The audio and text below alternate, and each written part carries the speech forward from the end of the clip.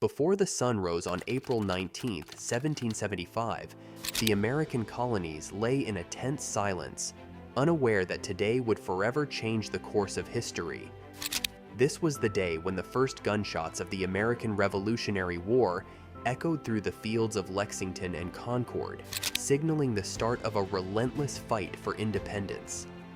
These battles were not mere skirmishes, they were the sparks that ignited a widespread revolution.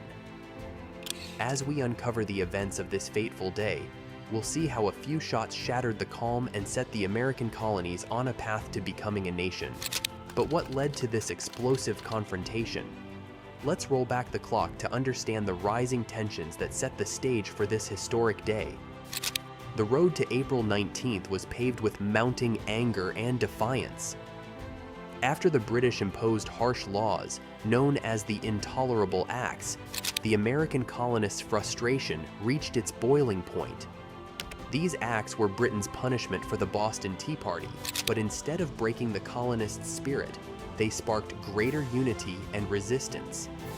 As tensions rose, the colonists prepared to defend their rights by forming militias.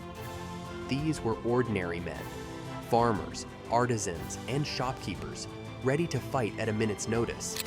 Meanwhile, British troops in Boston were ordered to disarm the militias and arrest their leaders, setting a collision course with destiny.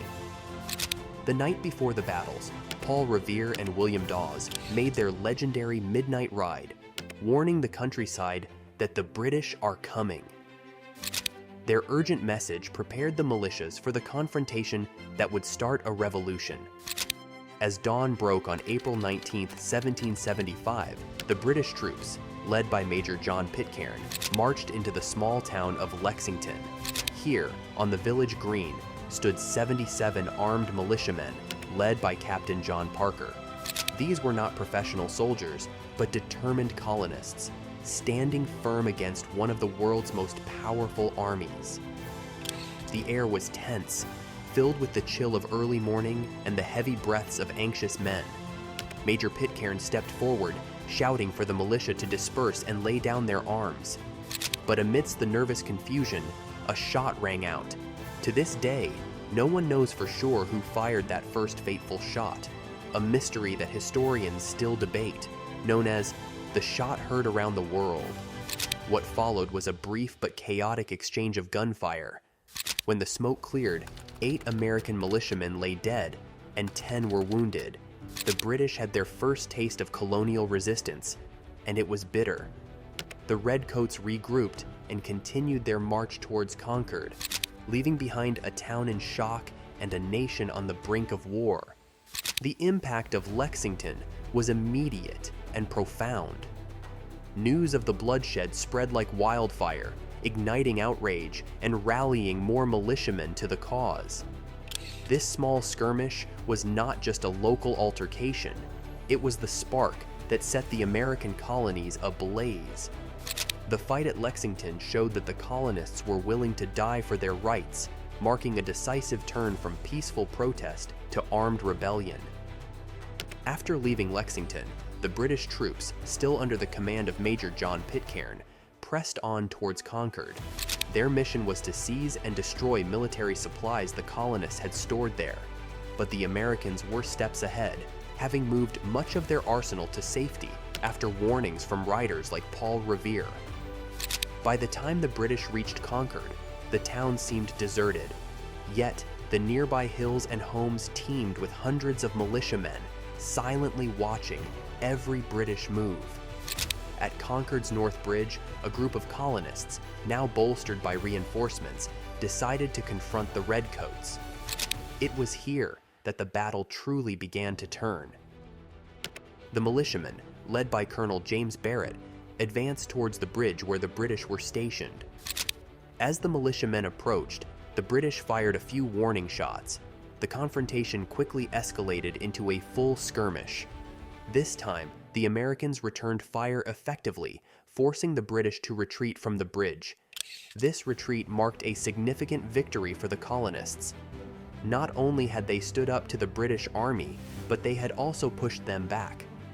The fight at Concord's North Bridge was a clear signal that the American forces could stand their ground, and it proved to be a crucial morale booster. As the British began their long retreat back to Boston, they found themselves constantly harassed by American forces. What started as a planned military operation for the British unraveled into a hasty and disorderly retreat, punctuated by frequent ambushes from American militiamen emerging from the woodworks along the route. The retreat from Concord marked a humiliating reversal for the British forces. Having failed to subdue the colonists at Concord and losing control at North Bridge, the British found their situation increasingly perilous. As they embarked on the long march back to Boston, the day's earlier skirmishes were about to escalate into a relentless pursuit. The colonial militias, now inflamed with the success at North Bridge and empowered by their effective resistance, employed guerrilla tactics that the British were ill-prepared to counter. From behind trees, stone walls, and buildings along the route, American militiamen took every opportunity to strike at the Redcoats. These continuous hit-and-run attacks inflicted significant casualties, adding to the British exhaustion and disarray. The journey back to Boston became a gauntlet of colonial resistance. The British, led by Lieutenant Colonel Francis Smith and later reinforced by Lord Hugh Percy, faced relentless sniper fire and ambushes. This harrying by the Americans was not just physical, but psychological, wearing down the British soldiers' morale with every mile they covered.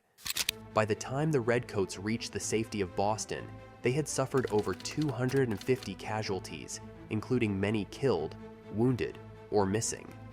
This figure starkly contrasted with the much lower number of American casualties, showcasing the effectiveness of the colonial tactics and the resolve of the militiamen. The events of this day, from the initial confrontations at Lexington and Concord to the exhausting retreat back to Boston, had a profound impact. They demonstrated to the colonists across all 13 colonies that the British military might could be challenged and that a coordinated resistance was possible. The battles of Lexington and Concord, along with the grueling retreat to Boston, marked a definitive shift in the American Revolutionary War. These initial conflicts demonstrated the feasibility of successful resistance against the British and significantly altered the strategic landscape. In the immediate aftermath, news of the British defeat spread rapidly throughout the 13 colonies. This was not just news of a skirmish, it was a beacon of hope that galvanized further support for the revolutionary cause. Colonists who had been undecided about joining the fight were now inspired to take up arms, swelling the ranks of the militias. The psychological impact on both sides was profound. For the British, the events of April 19th were a wake-up call, revealing the extent of colonial resolve and the potential difficulty of subduing the American rebellion. The British command in Boston, now under siege, had to reconsider their approach, recognizing that they were facing a widespread and highly motivated enemy. For the American colonists, the successful engagements at Lexington, Concord, and along the route back to Boston bolstered morale and solidified support for independence. These battles served as a proof of concept that coordinated colonial forces could indeed stand up to and defeat British troops in combat. Strategically, the battles at Lexington and Concord ignited a full-scale war.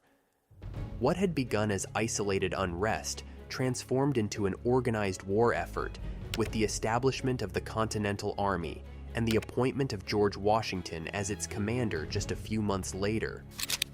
This move marked a transition from spontaneous militia skirmishes to a structured military resistance, laying the groundwork for future campaigns and the eventual pursuit of complete independence. As we reflect on the events of April 19, 1775, it's clear that the battles of Lexington and Concord were far more than just military engagements. They were the catalysts that transformed a growing unrest into a full-blown war for independence. These battles echoed through the annals of history, not only as tactical victories, but as monumental symbols of courage and resolve.